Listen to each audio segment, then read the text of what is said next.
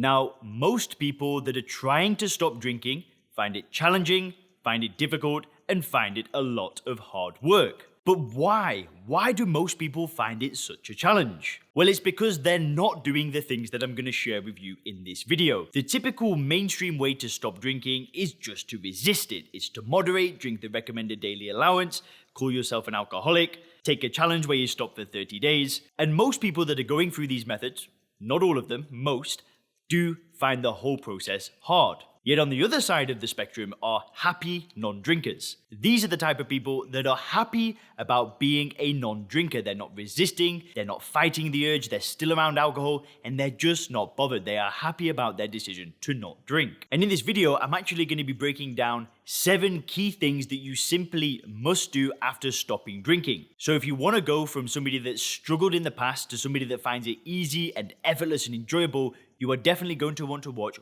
all 7 of these points. Now, these are things that I've not just made up out of thin air and made a video about. These are things that I've applied in my own life. I've used them when I've stopped drinking, and they're also things that I've helped members of the Sober Clear program do as well. So these are just tried and tested things that can completely revolutionize your journey to not drinking alcohol. As you guys already know, I had a drinking problem for close to 10 years, and I tried AA, I tried willpower, and I had some success with these methods, but nothing worked long term. So really, I want to boil it down into 7 things that I think are just going to change absolutely everything for you on your journey to living a great life without alcohol when you're in control and you're happy about being a non-drinker. So without any further delay, let's get into it. Just before we get into the video, if you want to get access to the free video training showing you how to control your drinking without AA or willpower, click the link in the description. I'll be showing you how to use the mental model called first principles thinking to get control of your drinking. I'll be talking about the 5 critical mistakes that 90% of drinkers make, and I'll also be sharing the 2 phases of becoming sober clear. You do not want to miss that training video. It will change your mindset around drinking forever so you can start getting your health, career, confidence, and relationships back on track. Click the link in the description for instant access. So the very first thing that you must do after stopping drinking is ensure that you've built a paradigm where you see alcohol for what it is. I know I talk about this all the time, but to me, this is the most important thing that you need to do when it comes to stopping drinking. You need to let go of the idea of alcohol being a good thing. You literally need to just let go of it. Just see you later. And you need to get busy building a paradigm where you see alcohol as a poison, as ethanol, as something that does absolutely nothing for you at all, because that's all it is. It's a drug, it's a poison, and it does nothing for you. Now, the way that you can build that paradigm is through reading books, it's through watching videos just like this one, it's through investing in courses, in programs, but it's just the most critical thing, and it's the foundation that you'll build the rest of the next 6 points on. But it's just so important. And this was the mistake that I made for close to 10 years. I never did this. I always saw alcohol as a good thing. I always saw it as something that I was giving up and removing from my life. So do whatever it takes to build that paradigm. For some of you guys, that might mean that you go to AA. For others, it might be a book that you read. It might be a course that you take. It might be a coach that you invest in. But it's just so important that you get crystal clear on the idea that alcohol does nothing for you. Which leads me into the next point, which is once you've done that, you make the decision. You go all in. You commit 100% to being a non-drinker. Because once you've made a decision to not do something ever again, life just is so much more simple. It's so much easier. And that is where most people go wrong. They say they're going to stop drinking for 30 days. They say they're going to stop drinking for 3 months. And then what do they do after that? Well, they reward themselves. It's now time to have a reward with a drink. Now, I'm not saying that taking 30 days off alcohol is a bad thing or 90 days off alcohol is a bad thing. There are plenty of people that are trying to stop drinking and they want to see what it's like, and they might try something like that. But the problem with it is that every day that you go without drinking, alcohol seems a little bit more attractive. So if you're using willpower, day 1, it's pretty easy. By the end of the first week, it's like, well, I've been going a week now. Surely I deserve a drink. 2 weeks in, I mean, come on, I've been 2 weeks without drinking. How long have I got to keep this going for? 3 weeks in, like, come on, man. I've only got to go another week, then I can finally have a drink. And you keep alcohol on a pedestal when you do these like 30-day, 60-day, 90-day things. But I'm not saying that this is a bad thing, right? For me, it didn't work. I had to go all in. I couldn't do these 30-day, 60-day things. Most of the time, to be honest with you, if I said I was going to go 30 days without drinking, I might last 4 days. But I had to make a decision. I had to make a firm decision. I had to commit 100%.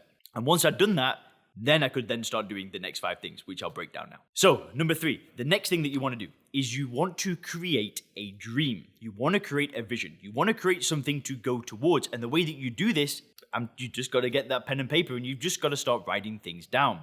And it is hard.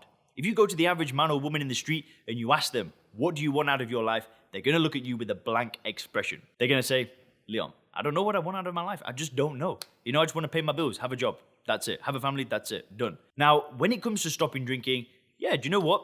You could stop drinking and just do the normal things, but it's not exciting. It's not something to go towards. So I always think that the foundation of stopping drinking then needs to start with a dream. You need to create a dream. You need to create a vision and create this ideal life to go towards, because we're happy as humans when we're progressing towards a goal, when we're progressing towards an ideal future. If we're not doing that, then life's pretty boring. It's pretty stagnant. We're not going places.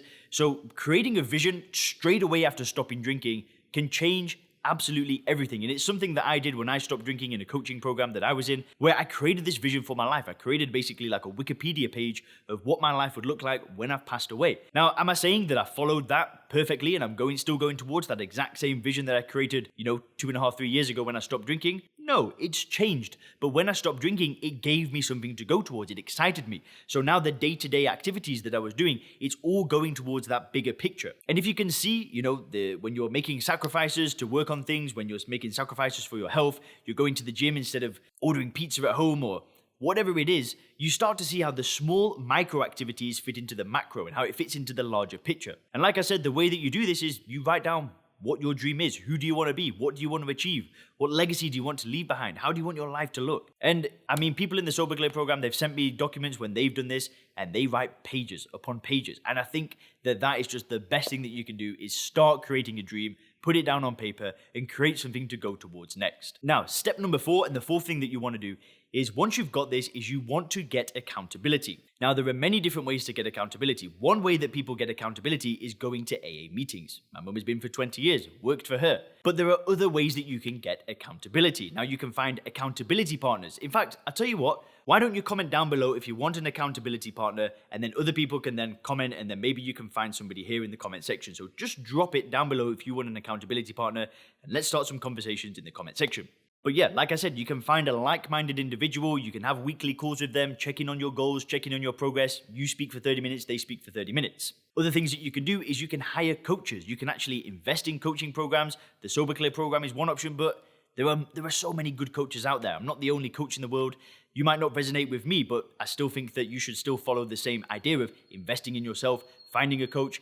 I've joined plenty of coaching programs now, and I'm going to keep joining them because every time that I join a coaching program, my life improves exponentially. When I can find somebody else with a proven system in a specific area, be it fitness, be it business, be it whatever, if I can find somebody that's got a result that I want, I just pay them these days. I join them, I get the accountability from that individual. And if somebody inspires me and my gut says yes, I'm typically going to purchase a coaching program from that person. And when you're trying to build a better future without alcohol, actually putting your money down isn't a bad thing because you're committing more energy. Money is energy, you're putting energy into your future, and you're making the idea of drinking a lot more painful. If you've spent $20,000 on coaching over the course of 12 months, and that coaching was all focused on the future, you might have bought a health coach, a yoga coach, a meditation coach, whatever. The idea of drinking now, it's a lot more painful. When you're investing in yourself, it becomes more painful. And it's something that I do and I'm going to continue doing because every time I do it, life improves. But like I said, you don't necessarily need to buy a coach. You might find it in a personal trainer. You might find it in a close friend. You might find it in a family member. The important thing is to find accountability and really get a good support network. If you want more details on the Sober Clear program, just head over to soberclear.com.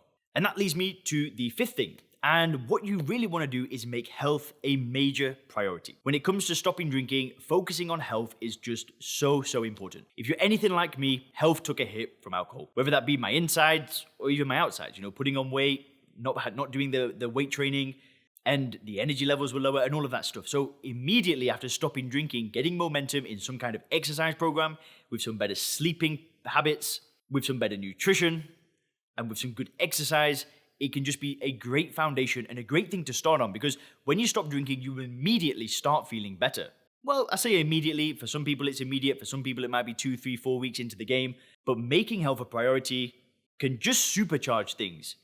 And not only that, but it helps you with your confidence, it helps you with your courage, it helps you with your self-esteem, and it makes you feel good. And because when you've drank for a long time, if you've not really taken care of your health as well as you wanted to, you will probably see visible results when it comes to health very, very quickly. And it's something that I did. I really started going back to the gym, getting consistency again, eating the right kind of food, sleeping well. And I just made that a massive priority. Personal trainers are great things to work with. And again, health coaches, online fitness coaches, that can be another great thing for you to invest in. I've done that myself before. And it really helped to get that accountability for somebody to kind of just push you in the gym, help you with a plan, help you with nutrition. That can be an awesome thing as well. Which leads me to the sixth thing that you really ought to do. And it's to celebrate the small wins. When you just first stop drinking, you could have this massive vision. And this massive vision could seem light years away. It could seem 5 years into the future. And it seems like a long way to go. So it's really important for you to celebrate the small wins and show gratitude for what you've already done. If you're a week into stopping drinking and you've not achieved your grand vision yet, come on, it doesn't matter. You should just celebrate the small wins. If you've just managed to eat well for a week and go for 2 walks and that's it, who cares? Celebrate it. Because I'm telling you, anything is better than poisoning your body with alcohol. Within reason, anything, but you get the idea. So it's really important that you celebrate these things. And like I said, if you've got a coach, you can have a coach celebrate it with you. If you've got an accountability partner, same kind of thing. But it's really important that you celebrate the wins so you can keep the momentum going. And that could come through doing daily reflection, writing, doing a good journal in the daytime, or doing some kind of weekly reflection and reviewing things that you've done in the week. But just celebrate the wins. Know that what you are doing is awesome and really just reflect and pat yourself on the back. I know it sounds basic and I know it sounds a bit cringy, but we really need to show gratitude for what we've already done rather than constantly focusing on the future, because that's when things can start creating a bit of anxiety and a bit of stress about the future. So there's got to be a good balance between the two. Which leads me to the final thing, which is by far the most important thing, and it's committing to 1% improvement every single day. At first, your life might not look that different, but I'm telling you, if you can commit yourself to just getting 1% better for your life each and every day while you don't drink, in 2 years' time, your life will just look completely different. Just imagine what would happen in your life if you committed to getting 1% more disciplined in your health, in your business, and your relationship, or if you're single, your dating life. Just imagine how different things would look. Sure, they might not look that different in a week or in a month, but in 6 months, in a year, in 2 years, that is where groundbreaking change will be. So stick on this journey, follow these 7 things. Have a great day.